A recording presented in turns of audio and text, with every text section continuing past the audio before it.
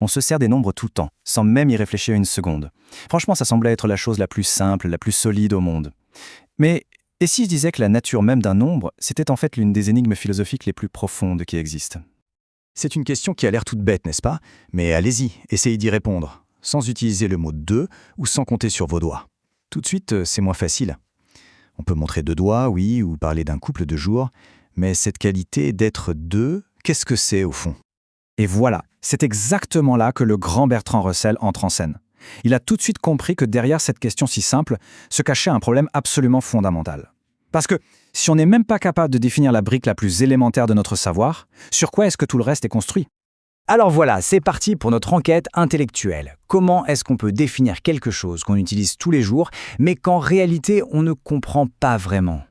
Parce que dire que le nombre 2, c'est la quantité qu'il y a dans un groupe de deux objets, eh bien c'est une définition circulaire. C'est le serpent qui se mord la queue, ça ne nous avance à rien.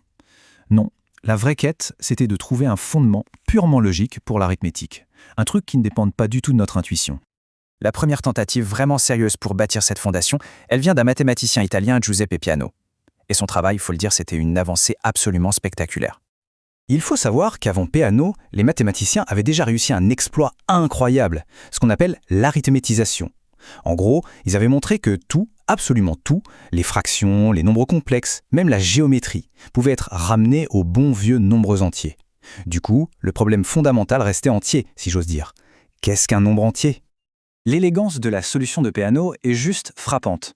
Il a montré que toute l'arithmétique pouvait être construite à partir de seulement 3 idées de base, 0, nombre et successeur, et de 5 règles fondamentales, qu'on appelle des axiomes. C'était une simplification absolument incroyable de la complexité ambiante. Et c'est là que le bas blesse.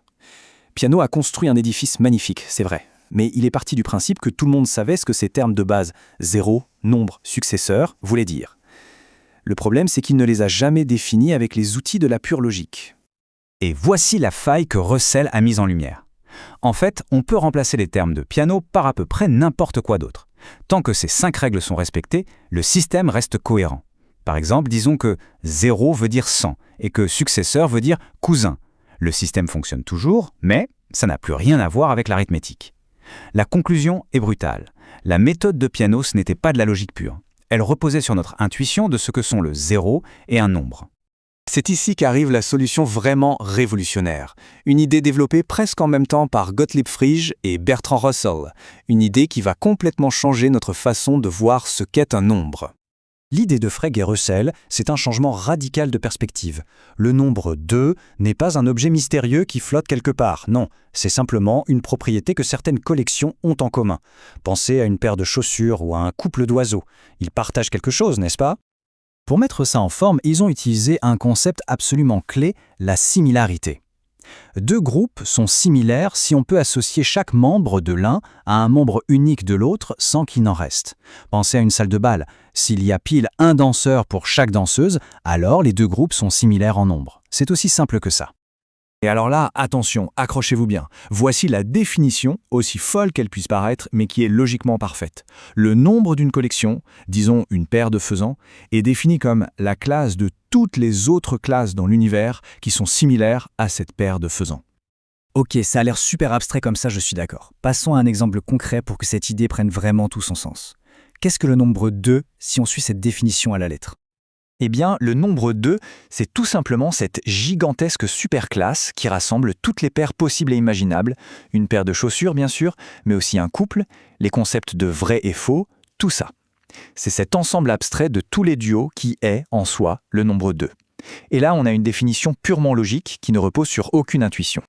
Alors tout ça, ce n'est pas juste une petite astuce intellectuelle pour briller en soirée. Non, cette définition a des conséquences profondes sur ce que sont les mathématiques et sur leur lien avec le monde qui nous entoure. Russell utilise cette magnifique analogie de la carte. Une carte, ce n'est évidemment pas le territoire lui-même, mais elle en partage la structure. Les relations dans l'espace sur la carte, telle ville est au nord de telle autre, correspondent aux relations dans le monde réel. Et voilà la véritable puissance de cette idée. En fondant les nombres sur de la logique pure, on crée un langage capable de décrire la structure abstraite de n'importe quoi. Les maths ne parlent pas des choses elles-mêmes, mais bien des relations qu'il y a entre elles, qu'il s'agisse de planètes, de particules ou même d'idées. Alors, ça y est, mission accomplie? A-t-on trouvé le fondement absolu et certain de toute la connaissance? Eh bien, pas tout à fait. Même ce système incroyablement puissant a ses limites. Russell a découvert une dernière petite faille. Pour que toute l'arithmétique fonctionne, il faut qu'il y ait un nombre infini de nombres.